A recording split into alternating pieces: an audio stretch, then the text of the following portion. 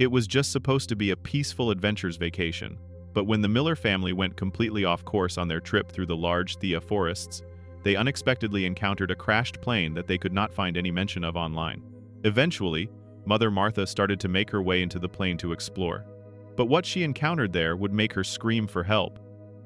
Having left her husband James outside to watch the children, Martha collected all her nerves and started to paddle into the crashed plane, all on her own.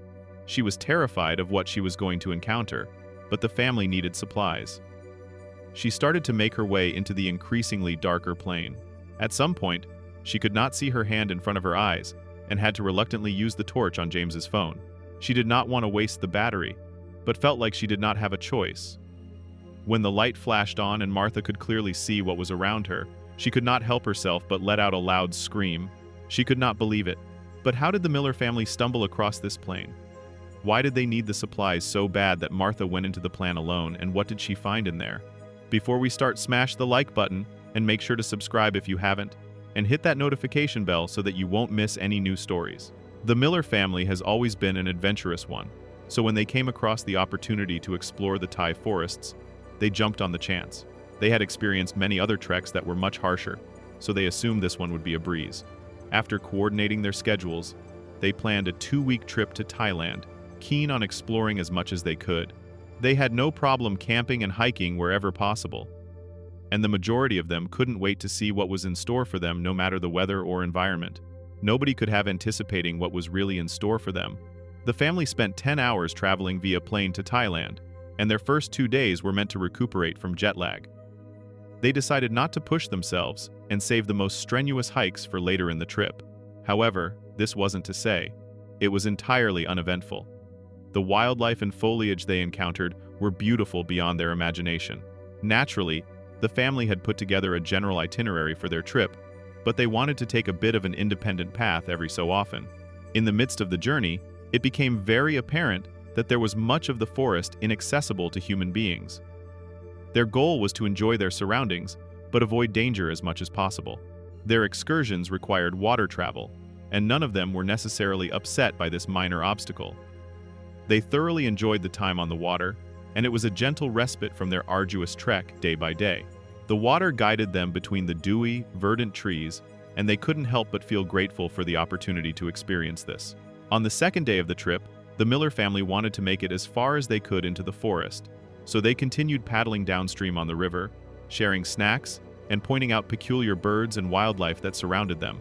The water was unusually timid at this point. They had been warned the river's currents were unruly, but, luckily, they had not fallen victim to it. They planned on continuing their journey using the raft on the third day and set out on the water in the mid-morning. The children were having a blast, singing songs and reaching down to splash flecks of water in each other's faces. But soon, the mood would shift to a far less playful one. The father of the clan, James Miller, was the first to notice the change in the power of the currents. The raft was rocking more than it had the day before, and as time progressed, the boat began lurching forward violently against the impact of the waves. He firmly instructed his family to brace themselves as he and his wife worked against the current, attempting to stay upright. Over time, it was beginning to feel as if their efforts were no use. The boat was at the mercy of the river, and the previously smooth body of water was relentless. The raft was straying far away from its original path, and panic was starting to set in. James could not figure out where they were headed on the map, and he realized one of his worst fears was coming true. The family was facing only 2 options: either jump ship or ride the current into the unknown. James couldn't imagine asking his 2 young children to jump into the depths of the river. He knew they would be swept away, and he couldn't bear that idea. Instead, he instructed everyone to hold on tight. They would brace the current further and find help wherever they landed. Both James and his wife Martha clutched the children and their boat, the water thrashing around them. They watched helplessly as some of their possessions were hurled over the side of the boat, lost forever. Everyone was in disbelief and shook with fear. They could not believe how the temperament of the water had shifted so drastically. James took hold of the steering, as he was the most capable person aboard to do so. Martha kept the children from being flung overboard, and James guided them away from the harm of rocks jutting from the water. It felt impossible at first, but they were able to make it to calmer waters. The family was reeling from all they had lost to the mighty river. They were out of much of their food, their sleeping equipment, and other valuable essentials for the chilly nights, and their prospects were not looking good. The parents refused to let their children see them panic, though. James and Martha could not figure out where they were for the life of them. They were disoriented for sure, but at least they were all safe. The children were a little shaken up, but things would be okay. The family embraced each other tight, grateful to be alive. "There's no way. How could this be?" As the children began asking their parents what was next for them, Martha noticed something in the distance that was a bit strange. She could not make it out at first, but once she was able to see through the fog, she was shocked. When James saw the look on her face, he turned in the direction she was gazing at. He could hardly believe his eyes. There, perched on the land and dipped slightly in the water, was a plane, covered in dirt and broken tree branches. There was no airport even remotely in this direction, so why was there one abandoned on the riverbed? James raised the GPS to see if he could garner a signal, but the one around him was quite weak. He hoped that if they docked the boat, the area they would head in wouldn't block their signal. They couldn't afford to get more lost than they already were, and they had no clue what the plane ahead contained. They had to remain somewhere safe and conjure up an escape plan. The area they had found themselves in was not covered by the map, so they weren't sure what the safest direction to head in was. They briefly considered staying on the boat, but with what they had just experienced, it didn't seem like the best course of action. They would have to take their chances on the land.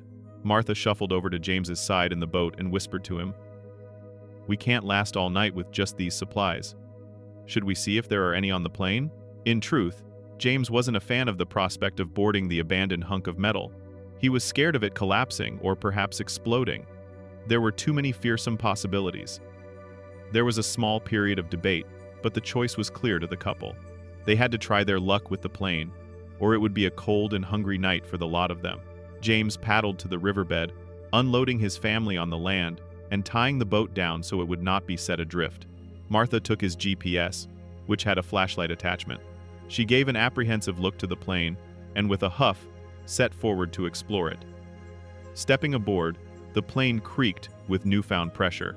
Slowly, she milled around the cabin, looking for any trace of supplies or blankets so the family could keep warm at night. She found the occasional snack and random shoe, but it was what she came across next that forced a blood-curdling scream from her mouth. James's eyes widened as he heard his wife yell for help. He was frozen. He certainly didn't want to leave his kids behind, but he was nervous to bring them over to where their mother was in case there was danger ahead. When he heard Martha's second scream, he acted instantly. He bragged hold of the children and headed over to the open door of the plane. He told the children to stay put once they reached the place, and grabbed a stick on the ground to use as a weapon in case there was an animal aboard threatening his wife. Inside, he saw his wife facing toward the front of the plane, slightly hunched over. She was breathing hard, and as she turned to face him, he realized she was not alone. Next to her was a young man, no more than 10 years older than their youngest child. Martha explained that this man had been here for a few days now, and he was waiting for his companions to return with help. Thankfully, Martha was only frightened by seeing another person on the plane. The man assured them he had plenty of supplies tucked away, and he expected his partners to return to the plane by nightfall. James and Martha called to their children to board the plane, and the group huddled up between a few of the seats, taking turns drinking some water the young man provided. It was a difficult several hours, but just as the man had said, his companions returned with some Thai locals to retrieve them. The family was in disbelief. Who knows where they would be if not for the fallen plane?